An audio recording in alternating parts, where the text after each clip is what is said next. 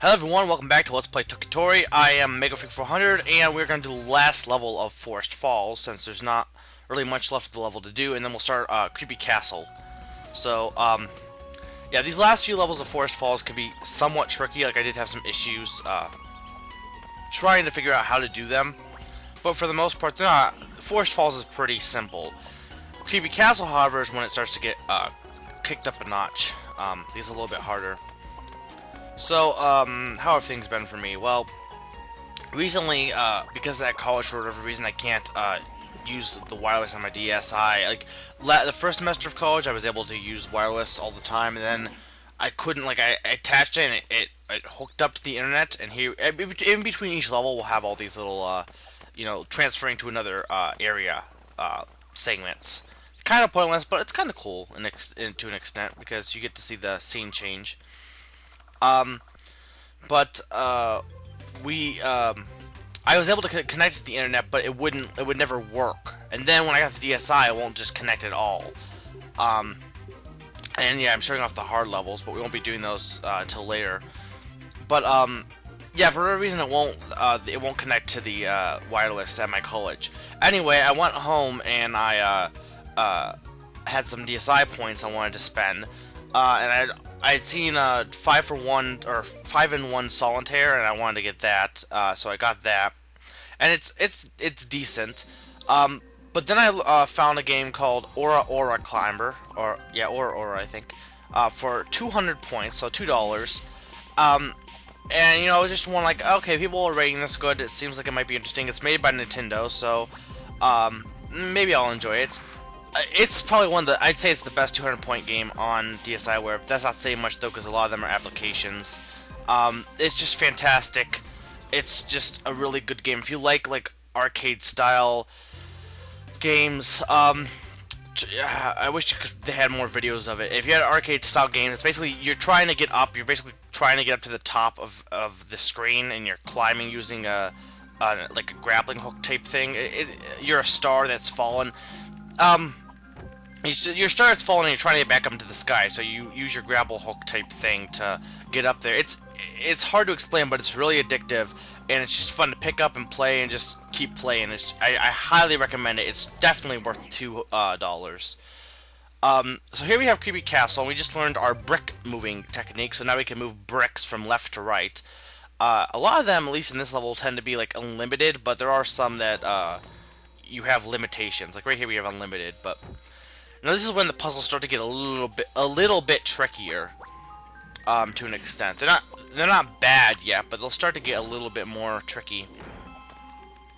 Because I had to make a lot of cuts, because some of this stuff is tricky. And we won't finish this level at this point because it is quite long. It's not too long, or well, wait, what am I saying? It's the same as the last one. We won't finish it though, because some of the levels take quite a bit of time. The music, however, is really good. I love the music for Creepy Castle. I'd say it's probably the best. All the music in this game is great, but it's probably my favorite Creepy Castle. So we have the Ghost Trap. The Ghost Trap will allow us to trap ghosts. That's the enemy of this area. By putting a trap in, only if it's on bricks. And if it's on bricks, they will fall into it. Now, when I first saw the Ghost Trap, the icon, I thought for a longest time it was a clown, and a lot of people were probably looking at it and saying, "What the heck? What are you insane, Mega?" And yeah, I probably am, but I can't see it now. Now I am focused on the ghost with the sign crossed out. But for a while, for whatever reason, I thought it was a clown, and maybe you can see it. Maybe you can find a way to see it, but for a long time, maybe it was because I was so far away from the TV or something. But for the longest time, I was like, why is that an icon for a ghost trap? It's a clown.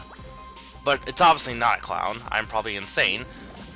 This one I find, this whole level, I always get stuck on, but it's also clever. Or not really clever, but yeah, some of these puzzles in here are quite clever in how you have to do things. I think there are some multiple ways to do these puzzles, but, there's not that many. I think the website has, I think, some ways to solve puzzles, and they have multiple ways, I think, that you can solve them. But you have to use a good majority of your items to beat the puzzle. Sometimes I've gotten down to having one extra, but that's rare to an extent. It's only happened twice, I think. Okay, this one we have to get through the whole level to get that one egg. So this is just kind of a this one's not that bad, but again, like, I know how to figure it out now, but like for a while you have to, you know, think, and it's like, do I do this? And it's like, oh wait, no, I did it wrong. I have to redo it, because like for right here, you want to build a bridge here, because as you'll see, when we fall down here, if we had not built the bridge, that stone would have blocked us, and there would be no way to get through here. So yeah, that's stuff like that you gotta be careful about. Oh, the other thing I want to say is, if you've noticed on my channel, I've changed my icon. For a while I've had the Happy Mask Man as my YouTube icon. I've decided to change it to Burn from, or Staven if you're in Europe, from The Legend of Zelda Spirit Tracks, a really great game, at least in my opinion. I could get in a whole debate about that, but I know some people don't like it because of the controls, and I could agree.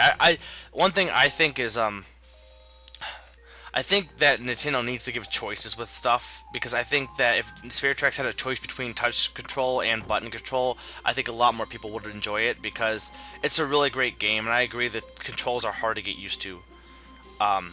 But you know, I wish they would stop focusing like solely on touch control. If they give an option, that's fine, because there's some people who actually like, it's like with shooters. I know that I have a friend who likes using the keyboard for shooters. Like on a computer, he can't use a controller. He likes just using, you know, the keyboard. And yet there's other people who can't. You have to use a key, or they have to use a controller. They can't use a keyboard and mouse. It doesn't make sense to them. So I can understand people doing it like that. But again, just give it choice is my thing.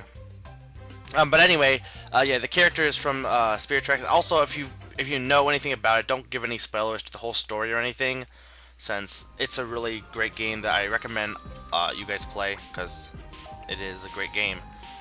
So let's see. Oh, this one's also kind of tricky as well. See, a lot of these puzzles are tricky. I keep saying they're tricky, but they are. They're tricky puzzles. You gotta be careful when you're doing these puzzles. But the music is fantastic. Listen to it. The music of the castle. So yeah.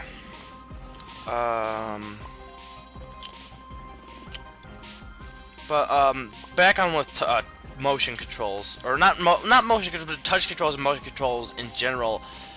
I don't know. I just, like, I was speaking about Aura Climber, right? It's very easy to pick up and play. If it was touch, I don't think I'd want to pick it up and play. Like, for example, Mario vs. Donkey Kong March of the Minis, or Minis March Again for DSiWare.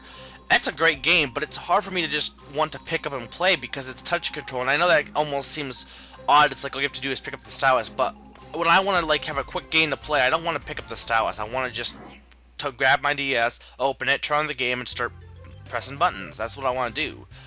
I just think that Nintendo, it's fine to have motion control and touch control, but I think that that shouldn't be the main focus on every single thing, and or they should give an option. I think that people, you know, focus on that too much sometimes. That it's like, for example, with Wario Land Shake It and like New Super Mario Bros. Wii, they had it used. Shake It had it to use your shaking attack, and New Super Mario Bros. Wii used to use the propeller. I thought that was fine. I thought that was a good use of it, personally, because you could say it feels tacked on, but in my opinion, no, it feels right. It feels like instead of using another button, because they didn't have any other buttons on the thing, they just used that as an action to, you know, perform a move in the game. I found that perfectly fine, and I found it easy to adapt between the buttons and shaking. What I don't like is stuff like Wario Land or Wario Master of Disguise, where they have button controls and they have touch controls and they don't mesh well at all. That stuff is what you don't want. You want to either have it fluent, like Shake It and New Super Mario Bros. Wii, a choice between the two, or just pure button controls, in my opinion. I can get into that further because I've talked about this before, and there's no reason to go on another rant, but I like ranting. Ranting's fun. Make sure to grab that. If you don't grab that, you're not going to be able to finish this puzzle, that 1-8, because you need to go here and build a bridge. So you can do this and be able to get that little thing in there.